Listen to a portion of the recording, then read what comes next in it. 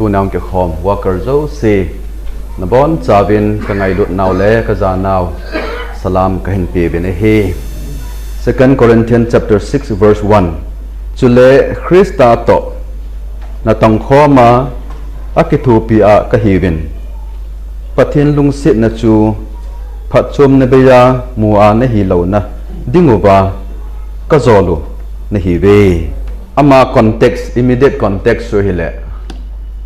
pathin to tong khom co-worker with Christ chi chu hi zeng a hin pathin na tong hi mi tama hin awanga pathin to tong khom hi ki tam lo mai the ama mo po na tong zeng chu chu kyum sau ding hi ama bang pathin to tong khom lo ham ti wang hi chom be khat hi ye chun ibon chawa hi pathin hacha hi chiwin mo po na chum jong le a hin chela hin ito hi imo to zeng wa imo pot tho zeng o ham a lo jong le pathin to ito khom o ham ti hi question ahong hin mi khat chunga thacha na ga to hi boi lo hi ama bang mi khat to khom hi nom lo hi thai ke te thoi bol ji bin abang ting le changa 100 meter race 800 ti ho ta bang omen hi ti ho cho changa hai ho chu na ba se la thai ai na bang ting le mi ni ya khat pa zit lang keng le khat pa ve lang keng ki kan khoma ki thai sa hi chu hu a thai khom he co-worker WALKER hi chu hung hi hitia a thai khomu khu nom lo he abang hi chi keng te nu ki kan da han lang a chang honin ki thai te sa han hele euzal hon ding hi ye chun thai khom to khom a hi ting le chun khat pa hat na jong hi be se lo khat pa hat mo na jong hi be se lo a chi khom na thei hon khat chu hung ngai za hi ai lo jong le khat chu jing ka mata ki thoji khat chu vai ge jama ki tho jong chu patata chi khom ding he le a ki tho pha no a hung ki tu ngai a ki ma tho be se pa yong them khat ai mut be hung ngai chung le a vai ge jama ki tho pa yong them khat ama tho zet ngai hitia chu a ki thon hon ding chu hung pha hin ye chun pathian nai to hi abang ting la hin ha tongin a ki tongin pathian to i to khom lo naw jong the hi chule ho ka la jong hi chi ta banga keng ke kan tu banga i thai khom na theu platform na hi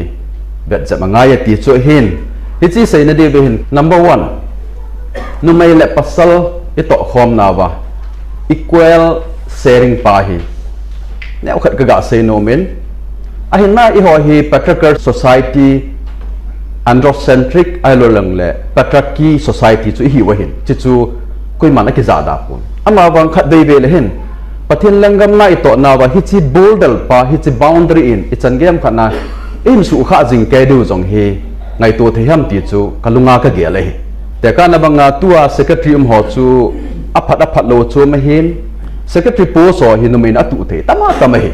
aba no mai to ki bet chep lo we women secretary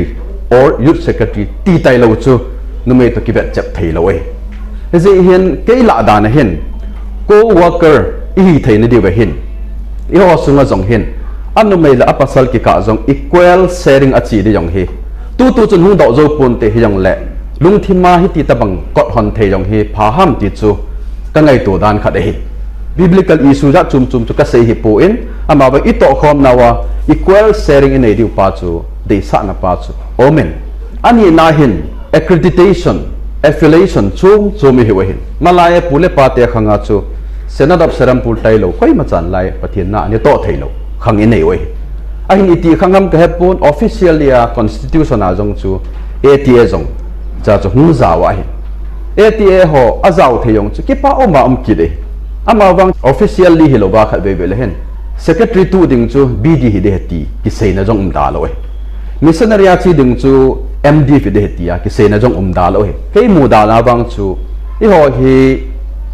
pathin thilpi i chan naw talan gifted hi na pau zo hin pathin na to hin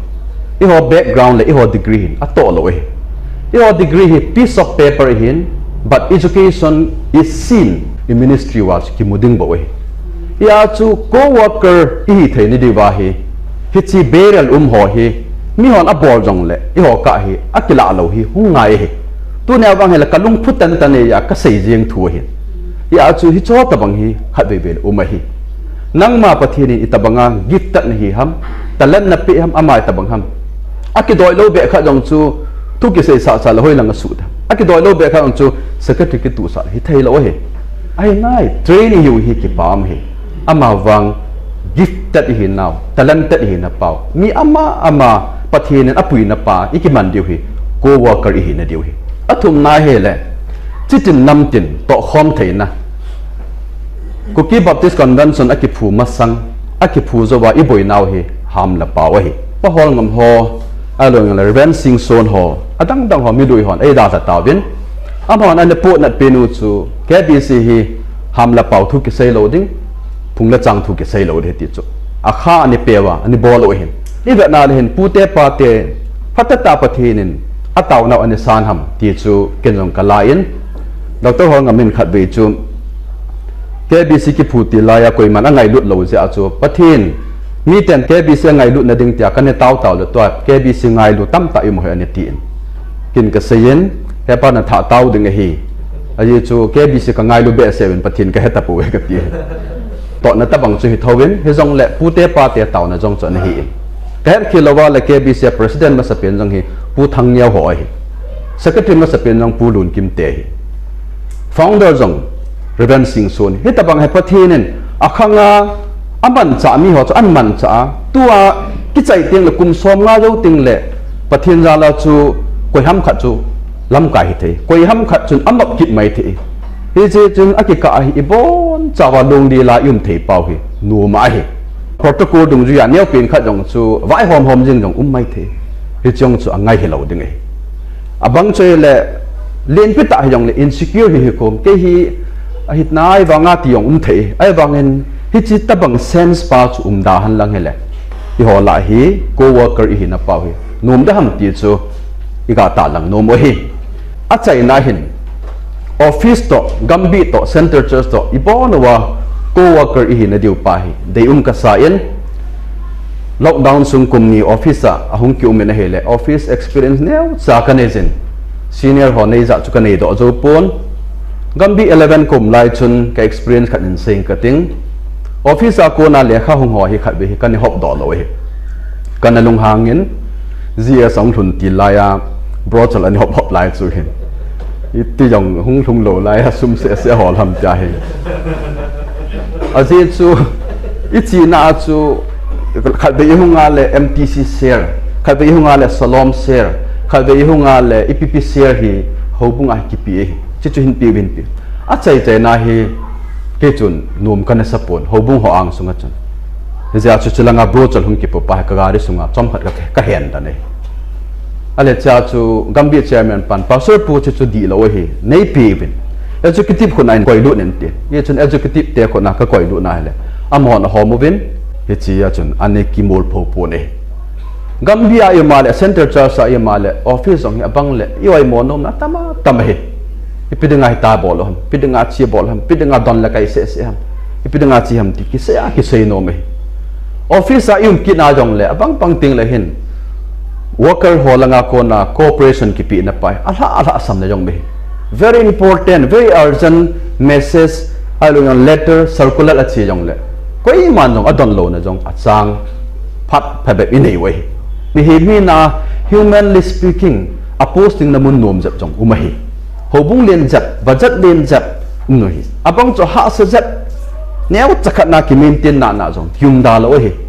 abang chu om na mun anu po wale office mong don lo ta independent hobung tabang na kyum jeng office to ki ka mat na jong be se lo ti ho da lo hi abang chu la na gambi han lang hobung hi yong le office a dinga lockdown la hi yong le changlong hin thot loi